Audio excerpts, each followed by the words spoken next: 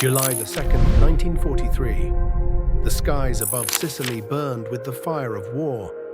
At Castelvetrano airfield, a German pilot in a Focke-Wulf 190 scanned the sky for enemies. The air was hot, still, and heavy with tension. From behind the sun, a shadow appeared, swift, silent, and closing fast. A P-40 Warhawk dove toward him, guns blazing. A hail of 50 caliber bullets ripped through the air. In seconds, the German fighter burst into flames and spiraled down into the fields below. The man behind the controls of the Warhawk was First Lieutenant Charles B. Hall, a 22-year-old from Brazil, Indiana. With that single pull of the trigger, Hall not only downed an enemy aircraft, he shattered a wall of disbelief. Because Lieutenant Hall was a black American pilot, and on that day, he made history. It was the first confirmed aerial kill by an African-American pilot in World War II. And it marked the beginning of a legend, the story of the Tuskegee Airmen.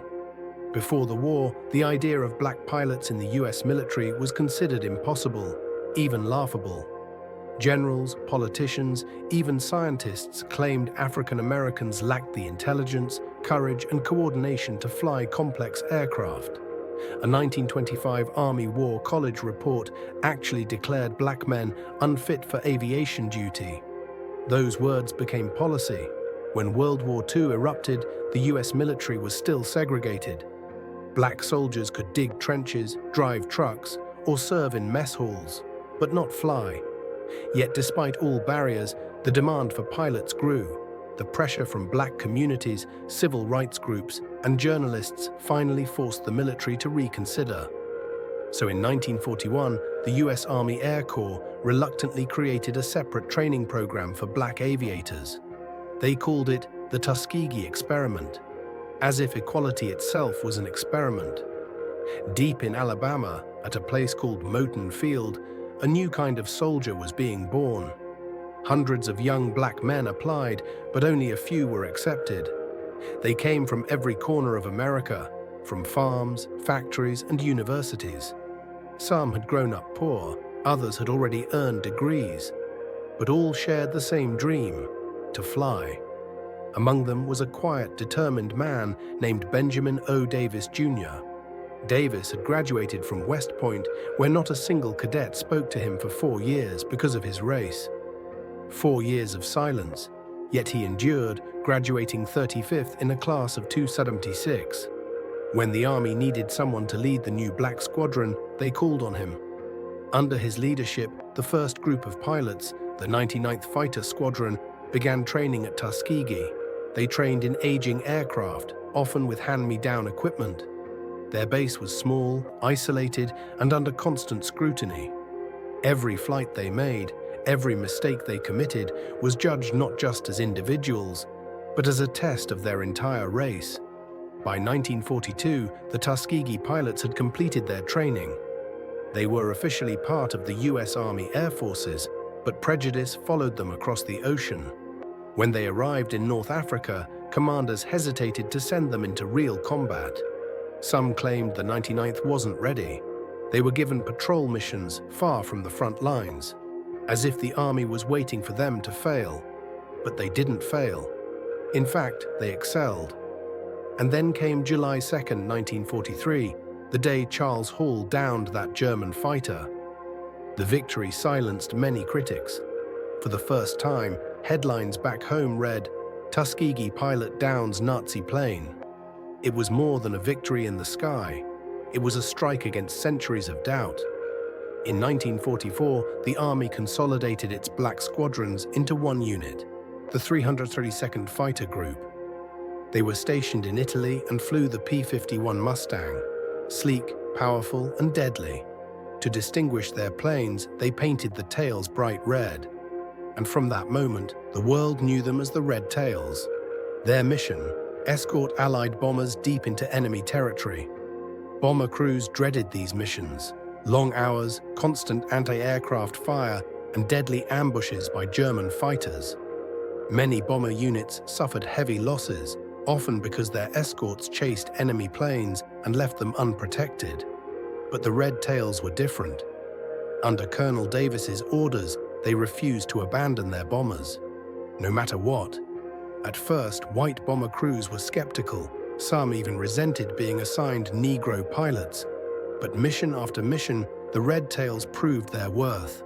They stayed with the bombers from takeoff to target and back, even when swarmed by German Messerschmitts. Soon, bomber crews began to ask for them specifically. "If you can get the Red Tails," they said, "you'll make it home."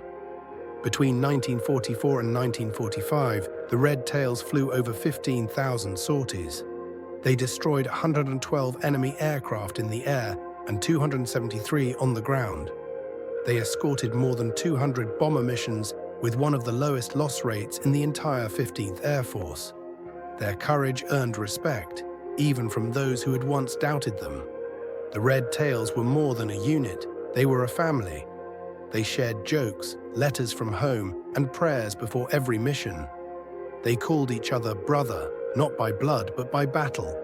Pilots like Lee Archer, Roscoe Brown, and Charles McGee became legends. Each mission tested their skill and endurance. They flew through flak so thick it looked like black clouds. They watched friends vanish in smoke and flame, and yet they never turned back. When one pilot went down behind enemy lines, others would circle overhead, refusing to leave until rescue was impossible. Their bravery wasn't loud, it was quiet, steady, and unbreakable. The Tuskegee Airmen fought two wars, one against fascism abroad and another against racism at home. In the air, they were equal. In the mess hall, they were not. Even overseas, segregation followed them. Separate barracks, separate clubs, separate recognition. They wore the same uniform, risked the same death, yet were treated differently. But each victory they achieved in the air became a blow against that injustice. Every German plane they shot down, every bomber they brought home safely, carried a message. We belong here.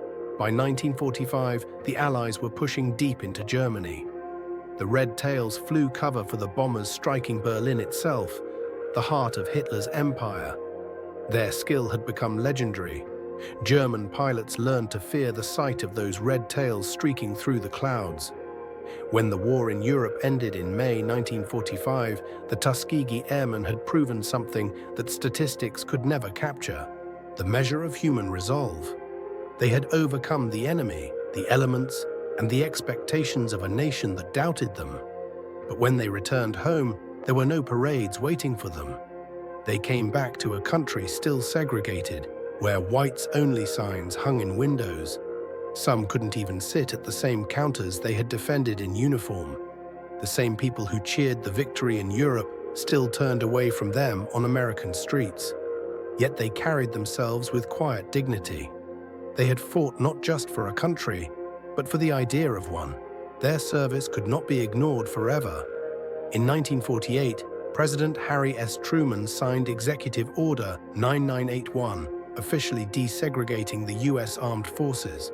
It was one of the first major steps towards civil rights in America, and it was inspired in part by the example of the Tuskegee Airmen. In later years, their legacy grew. The airmen became teachers, engineers, leaders, and pioneers.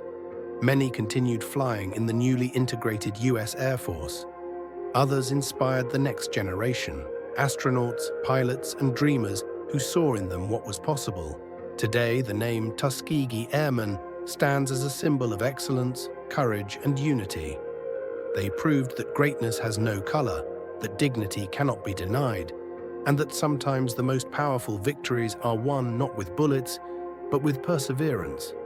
In the bitter skies of war, they rose higher than hatred, higher than doubt, and showed the world what freedom truly looks like.